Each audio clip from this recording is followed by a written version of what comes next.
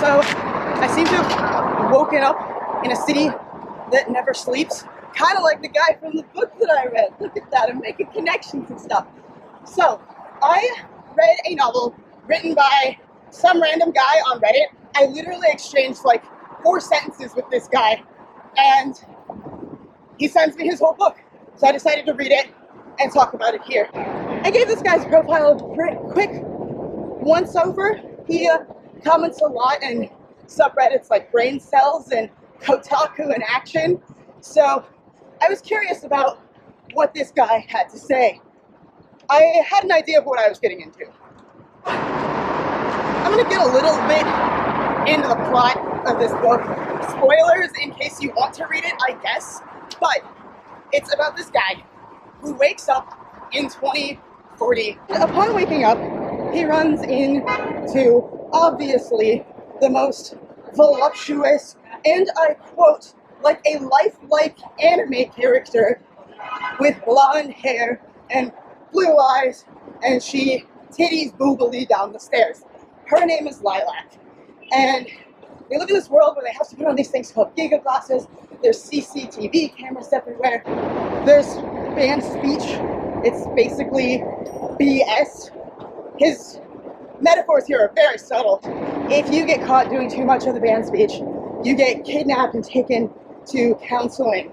There's also these terrifying non-binary children named Slick and Fetish who drink the blood of like innocent Christians and turn them into drugs.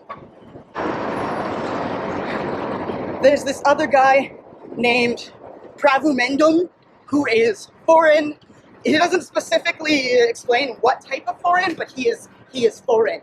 And then there's also Dr. Fantoon, who is a gay stereotype and is predatory. I will get back to that later. He has to get injected with Vax 19 and Vax 5 and Vax 3 because apparently, where does it end?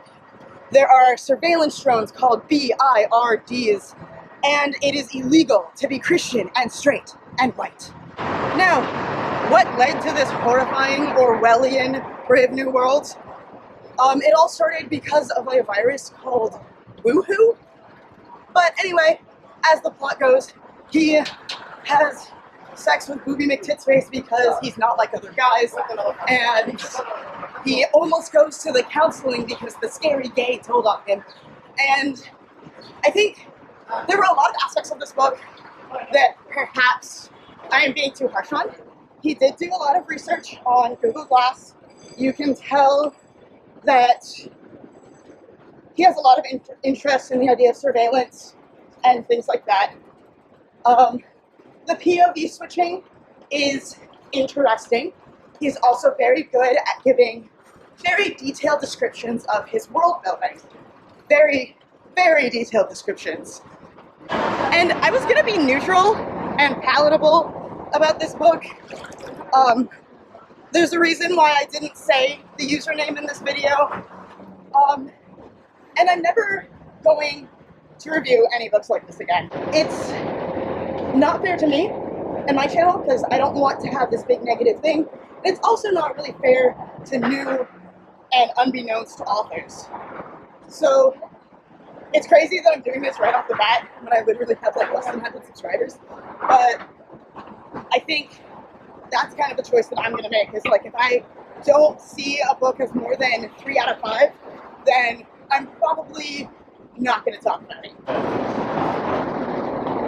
And you know what? Fuck it. I doubt the audience of a book like this is watching a video about a black woman running through one of the most diverse cities in the world anyway. The thing is, as writers, we need to think about some of the impacts that we have. Like, I talk about this gay character because for literally centuries, gay men have been portrayed as predators. And the thing is, I'm not saying that you can't depict gay people as your villains. I'm not saying that your villains have to be complex. But it is very telling if your villains are blatant stereotypes. Dr. Fenton, it's implied that he rapes the main character. They don't talk about the repercussions of that, they just do it to illustrate how evil Dr. Fenton is. He works in these roving bands of gay people who snatch up straight men off the street. And the whole thing is based on this slippery slope argument that by giving them the right to marry in 2008 and by making it unconstitutional to fire them or to not hire them because of their sexual orientation, then that leads to this chaotic problem, and that's completely ludicrous. I come from generations of people who were also portrayed in the media as being these horrible predators, and I've been in relationships that would have been illegal decades ago. It has been 50 years, and I don't see straight white people suffering because of the rights that I have. Because my rights do not infringe upon the rights of others. That is not how this works. And it's just wild to me how he can do so much research on Google Glass and quantum computing and surveillance cameras, but he can't look up one word about civil rights and how they actually play out in history. Where do I go from here? I'm not gonna review any more books that I dislike on my channel. It's unfortunate that my first review of a small author has to be so harsh, but I don't want that to dissuade anybody. I feel like I like most of what I read, as long as you're not actively portraying people I love as sexual predators, then I'm pretty sure me and your book will get along fine.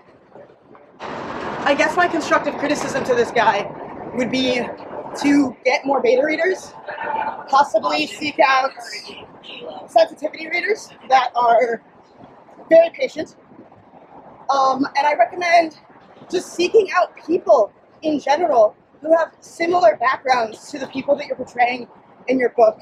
For instance, there are Hispanic characters, and a lot of the ways that they speak Spanish are completely incorrect, and all it takes is just one person to tell them that. I know that writers and Redditors tend to be introverted and antisocial, and they're so proud of that, but if you want to write for the general public, your writing has to be a social affair. So, that being said, thank you so much for joining me on my run. I am sorry that this was such a downer. Bye.